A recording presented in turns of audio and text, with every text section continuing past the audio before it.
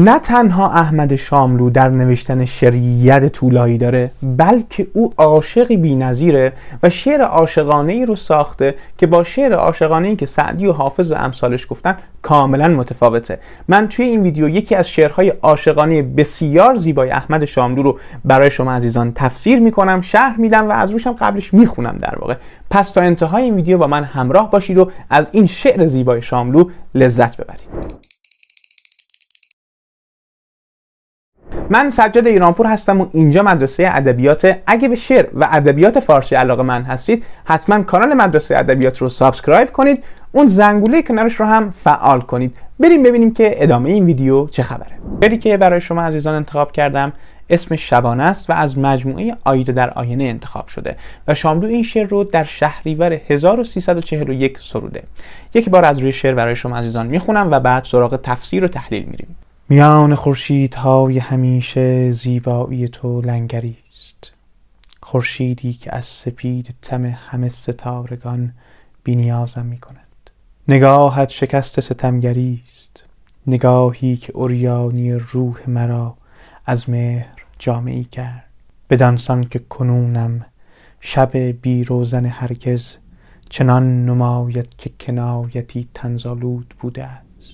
و چشمانت با من گفتند که فردا روز دیگری است، آنک چشمانی که خمیر مایی مهر است، وینک مهر تو نبرد افزاری تا با تقدیر خیش پنجه در پنجه کنم.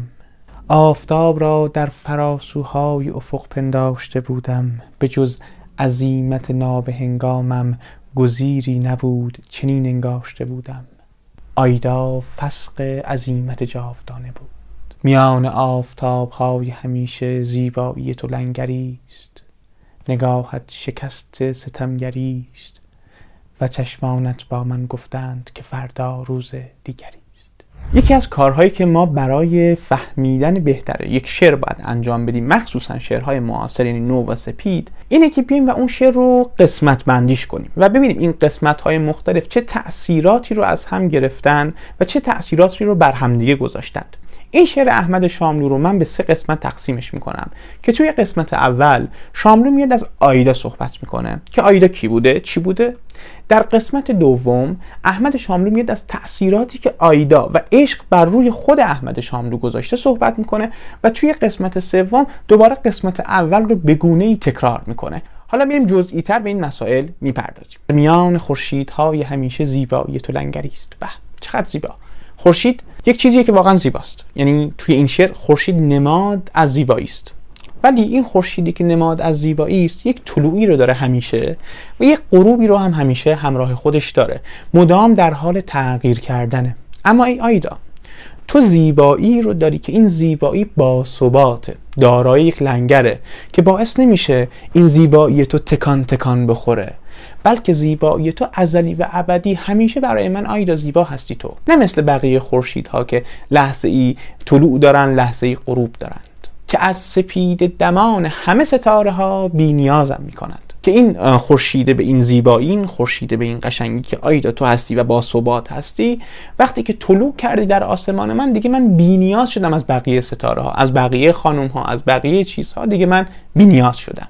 نگاهت شکست ستمگری است. ای آیدا، نگاهی که تو داری باعث شکست خوردن ظلم و ستم و ستمگری و امثال اینها میشه. ما باید بدونیم که احمد شاملو یک شاعره که علاوه بر این که شاعر مبارز سیاسی هم هست، موافق با آزادی و مخالف استبداده. در این میان احمد شاملو به چشمهایی میرسه، به نگاهی میرسه که نه تنها دارای ستم و ظلم نیست، بلکه چیزی رو اون نگاه ها داره که به شاملو میتونه کمک کنه که ستمگری رو از بین ببره. برای همین هم هست که شاملو انقدر زیبا از نگاه آیدا صحبت میکنه و میگه نگاهت شکست ستمگری است، نگاهی که عریانی روح مرا از مهر جامه‌ای کرد.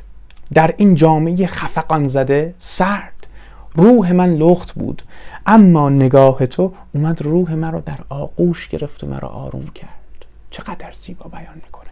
شما این نوع نگاه رو بگذارید در کنار نگاهی که شاعران ادبیات کلاسیک ما به مسئله عشق داشتن که بسیار خشن بود. من قبلا یه ویدیو ضبط کردم در مورد حافظ که لینکش رو این بالا یا این بالا می‌بینید. در بیت آخر اون غزل من اشاره کردم که عشق چقدر برای اینا خشن بوده، اما یهو احمد شاملو این عشق بسیار خشن رو تبدیل میکنه به یک عشق نرم، به یک عشق مهربان.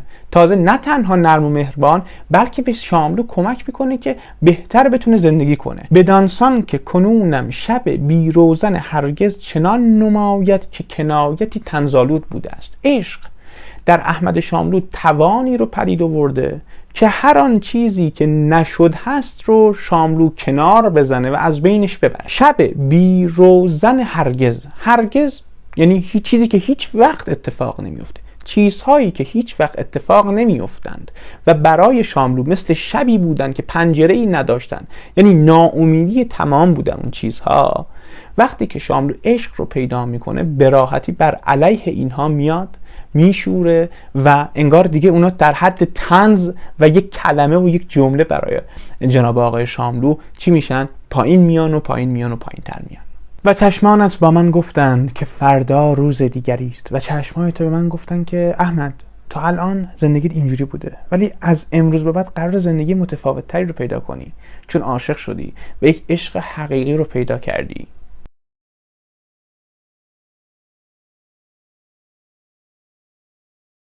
آنک چشمهایی که خمیرمایی مهر است، وینک مهر تو نورد افساری تا با تقدیر خیش پنجه در پنجه کنم. بسیار زیبا.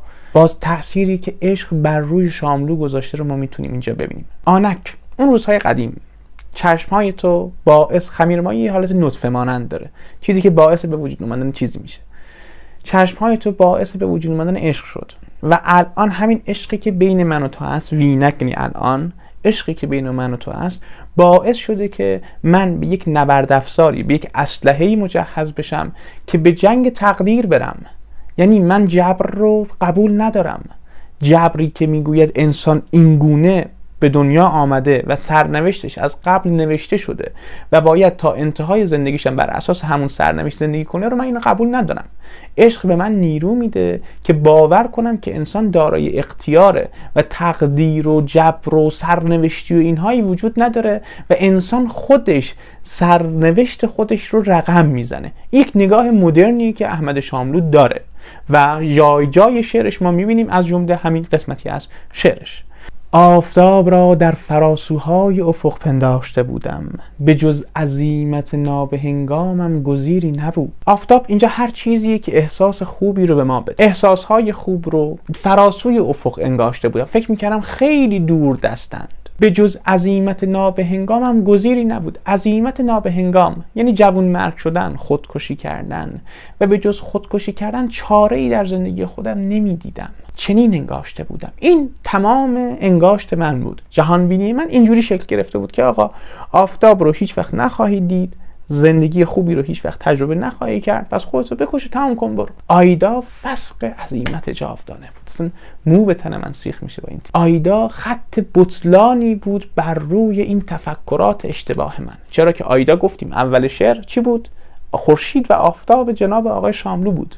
اون خورشیدی که شاملو میکرد خیلی فکر میکرد خیلی دوره، الان نزدیک شاملوه و باعث شد که دیگه شاملو خودکشی نکنه، خودش رو نکشه، خودش رو از بین نبره. چقدر عشق دوستان میتونه زیبا باشه، چقدر عشق میتونه در زندگی ما تاثیرگذار باشه و چقدر میتونه ما رو رشد بده مسئله عشق. و در انتها هم احمد شاملو قسمت‌های مختلف شعر رو بدون اینکه بخواد شاخ و برگ‌ها رو بیاره از نو تکرار میکنه. این تکرار انگار بخواد دوباره به ما هم بفهمونه که آقا این شعر کلا میخواست اینو به تو بگه، یه حالت نتیجه گیری مانندی رو داره، هم میخواد اون نکات مهمی که شاملو تو اون شعر داشته و میخواسته بیان کنه رو برجسته کنه برای ما که بهتر و دقیق‌تر بتونیم بفهمیمشون. میان آفتاب‌های همیشه زیبایی تو لنگری است، نگاهت شکست ستمگری است و چشمانت با من گفتند که فردا روز دیگری است. خب دوستان عزیزم، امیدوارم که از این شعر بسیار زیبای احمد شاملو لذت برده باشید. حتما این شعر رو برای بقیه دوستانتون که به شاملو و شعر معاصر علاقه‌مند هستن بفرستید. در این تیکه از تصویر یک دایره مشاهده می‌کنید. با کلیک روی اون دایره میتونید منو سابسکرایب کنید. در این دو تا تیکه تصویر هم دو تا ویدیوی آموزشی در مورد زبان فارسی، ادبیات فارسی و شعر فارسی وجود داره که به شما عزیزان توصیه می‌کنم حتما اونها رو ببینید. امیدوارم خوب و خوش باشید. خدا نگهدارتون.